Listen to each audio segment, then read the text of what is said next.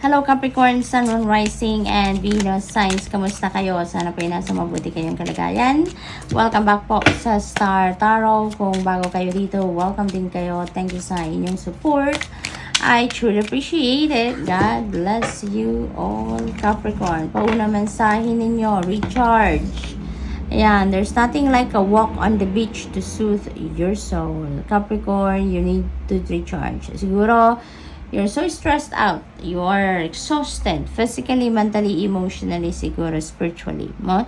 Maaring ganon din ang ganap. Kaya, maybe you're being called here, no? To walk on the beach. Diba? Maaring kailangan ninyo ngayon mag-absorb talaga ng healing energy, ng healing powers ng nature spirits. Because, talaga, pag nag-spend tayo, no, with nature, whether that is mga kasama ng mga puno, mga halaman, dagat, any body of water, you know, when we are close to nature, no, when we are spending time outdoors with nature, no, that suits your soul, that suits our soul. Nakakatulong yan na makapag-relax tayo, makapag-rejuvenate tayo, because nature spirit is very therapeutic, very healing, no, nakakagaan, no, ng pakiramdam, no, Capricorn.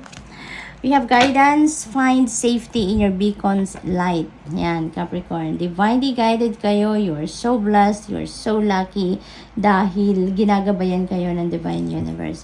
Ginagabayan kayo ng Panginoon. No? Pinapakita, iniilawan ng Universe kung saan kayo dapat, no? Kung ano yung dapat na daan na natatahakin ninyo, yung ganoon. Kaya it is extremely important for you to tune into your intuition, follow your gut feel, no? Reflect, you may need to do some kind of reflection. Napakaganda nito, no? Siguro talaga pagod kayo, Capricorn. Marami sigurong nagbabother sa inyo. Maraming gumugulo sa isip ninyo, something like that. Kaya may kailangan kayong pagnilay-nilayan, pag-isipan. Siguro may kailangan kayong pagdesisyonan, kaya kailangan ninyo na mag-reflect. Or maybe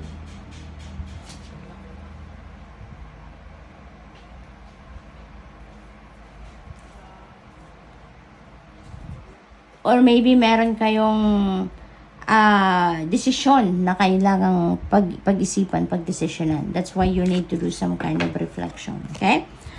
Generosity is at play sa buhay ninyo sa ngayon. So, maaari, yung generosity kasi, this is a cycle, no, Capricorn.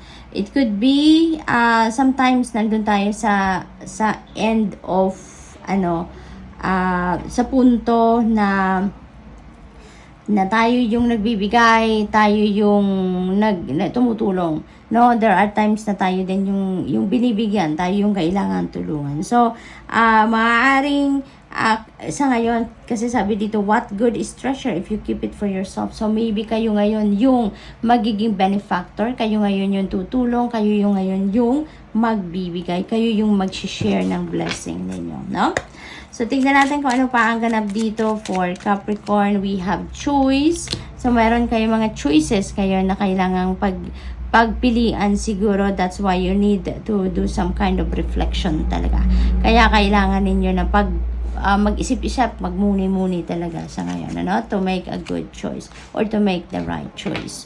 Strength, you're being guided by the cosmos. Stay strong. A positive outcome is assured. Ayan. So, huwag kayong sumuko. Maaaring meron talagang mga ang tawag dito, may mga challenging situations siguro pinagdadaanan ng iba sa inyo, Capricorn. But, huwag kayong mag-alala. You are being guided by the cosmos. You are divinely guided. So, napakahalaga lang na i-access ninyo, no, yung guidance na yan ng universe sa inyo on how you're going to navigate your situation at this time, no? Magpakatatag lang kayo, sabi dito, stay strong, no? Magpakatatag lang kayo, tibayan lang ninyo ang inyong loob dahil merong positibong resulta, no, ang lahat. Okay, Capricorn? Pasensya na po kung may maririnig kayo mga ingay, no, construction na ingay, no, kasi merong merong construction happening dito sa harap ng bahay namin. It's only 5:30 in the morning, pero nagsisimula na sila ngayon. So, tignan po natin kung ano pa yung ganap. Inner worlds. Your external world is a reflection of your inner world. Ayan. So, this is a reminder for you, Capricorn, ano?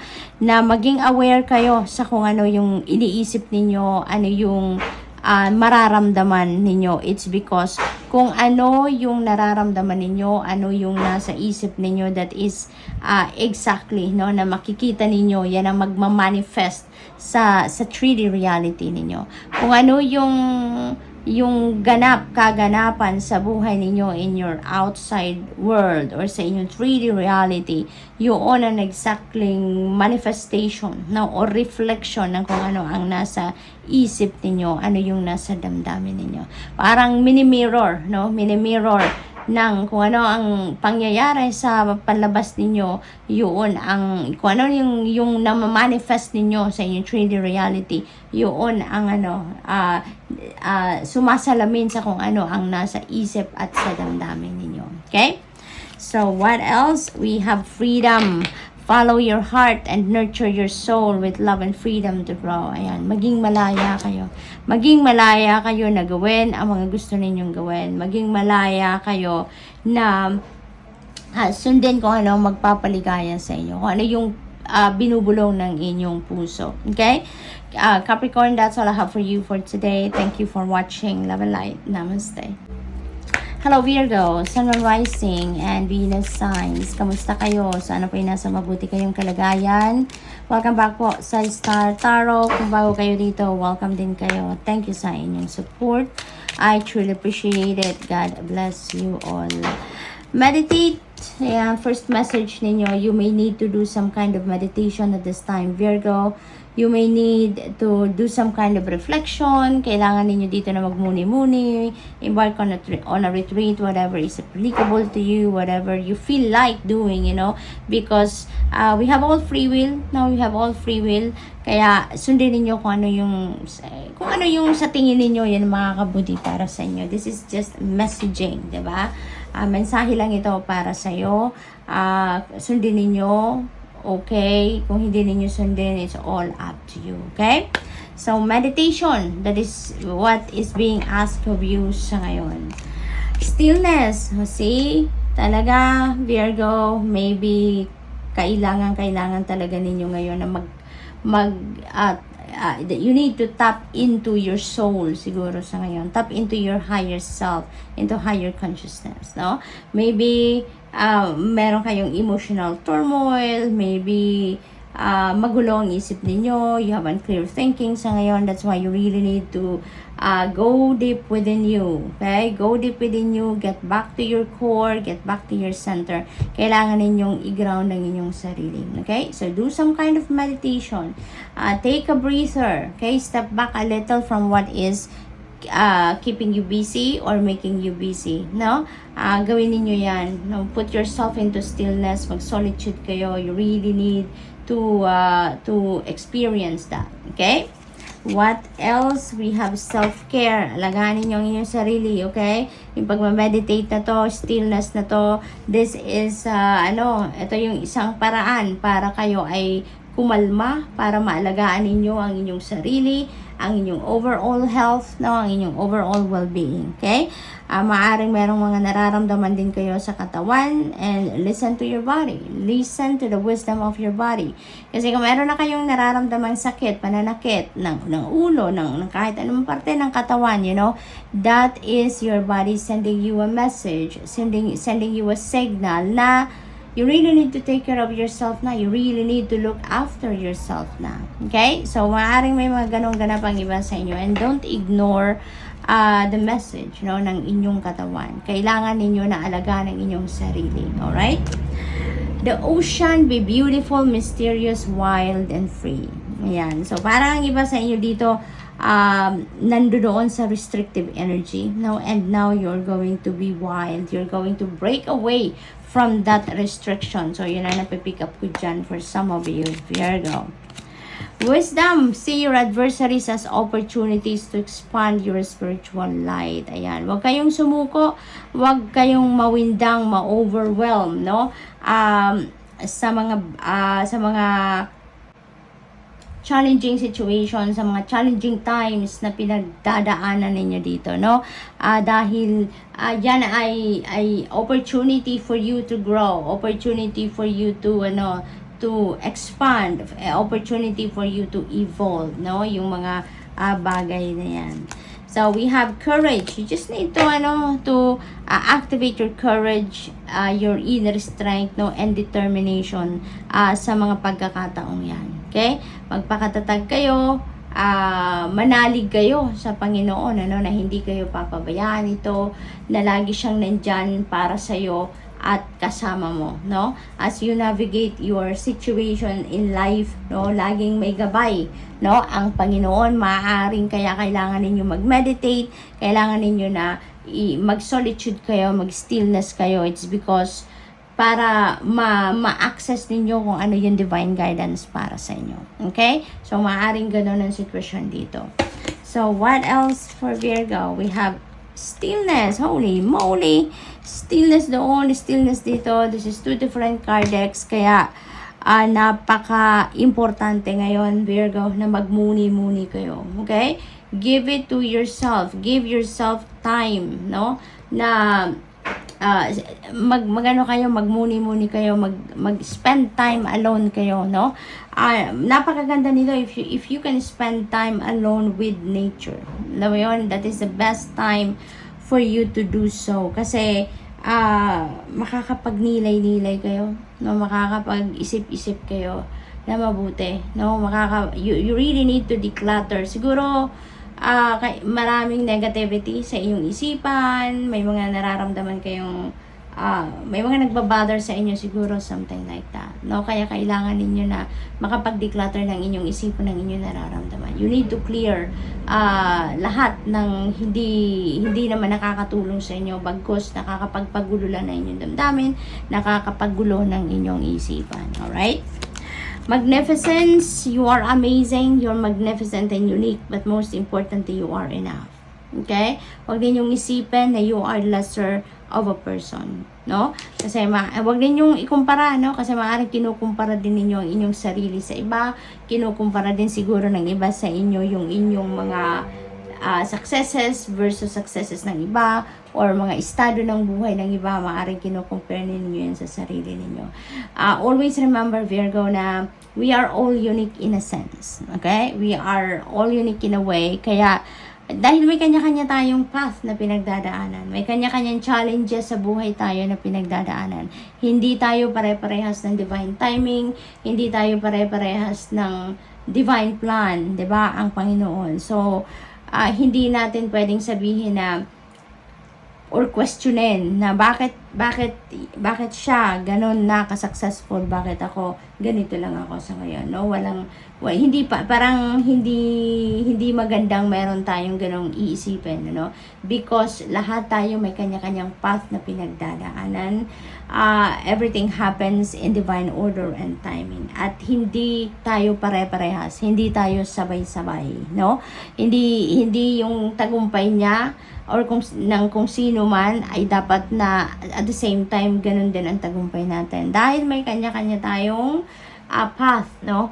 We have different paths na pinaglalakaran. Kaya maaring siya ngayon ang matagumpay, ngayon hindi tayo matagumpay, pero bukas maaring yun din ang tagumpay natin, no? Maaring siya bukas magpapatuloy na lang siya sa tagumpay na napagsimulan niya, na simulan niya, at kayo din naman ay magsisimula pa lang. So, posibleng ganon, 'di ba? Ang ganap ng buhay, or posibleng ganon ang ganap ng buhay ninyo, no? Kaya wag din yung isipan, wag din yung pagdudahan ng inyong mga kakayanan, yung skills niyo, yung talents, yung gifts niyo. Lahat tayo may ganon. We are all created equal. Lahat tayo binigyan ng talents, skills, and gifts para magamit natin, para ma-carry out natin kung ano man ang mga dreams natin, ano man ang mga goals natin, kung ano man yung mga ine-envision natin for ourselves. We just need to focus on ourselves. Okay? Focus on ourselves dahil lahat naman tayo merong kakayanan. 'Di ba? Lahat tayo may galing na binigay ang universe. Iba-iba nga lang ang linya natin. 'Di ba? Iba-iba tayo ng approach sa buhay. Iba-iba tayo ng way of approaching life, or iba-iba tayo ng pag-navigate, no? Iba-iba ng style tayo, 'di ba, sa pag-navigate ng ating buhay. But never think na you are not enough. Okay? Because you are good enough, just like other people. So, good luck, Virgo. And that's all I have for you for today. Thank you for watching. Love and light. Namaste. Hello, Taurus, Sun, Moon, Rising, and Venus signs. Kamusta kayo? Sana po nasa mabuti kayong kalagayan. Welcome back po sa Star Tarot. Kung bago kayo dito, welcome din kayo. Thank you sa inyong support. I truly appreciate it. God bless you all. Paunang mensahe po ni Taurus ay communicate. Ayan. So, Taurus, alalahanin po natin na sa kahit anumang klase ng usapan or anumang klaseng relationship, anumang klaseng negotiation, transactions, communication is key para tayo ay magtagumpay. Communication is key para tayo ay maging masaya. Communication is key para tayo ay mag-succeed, no, sa kung ano man ang plano natin sa buhay. Okay? So, open communication, yun ang kailangan ninyo sa ngayon. You really need to express yourself, no? Kung meron kayong mga idea, meron kayong opinion, no? Kung ano man nararamdaman ninyo, put them into words. Okay? Put them into words, express them. Alright? So, direction, trust your inner compass and find your bearings. Ayan. So, pagtiwalaan ninyo yung inyong inner voice, yung inyong inner guidance, dahil yan ay binibigay sa inyong gabay, no? Ng inyong soul, ng inyong heart, ng inyong intuition. Kaya, napakaswerte ninyo, napaka-blessed ninyo because you are divinely guided. Diba? Parang iniilawan na ng universe ang daan kung saan kayo dapat pumunta, kung saan kayo dapat patungo. So, sa ngayon, it is extremely important for you to listen to your intuition, no? Listen to your heart, listen to your soul, okay?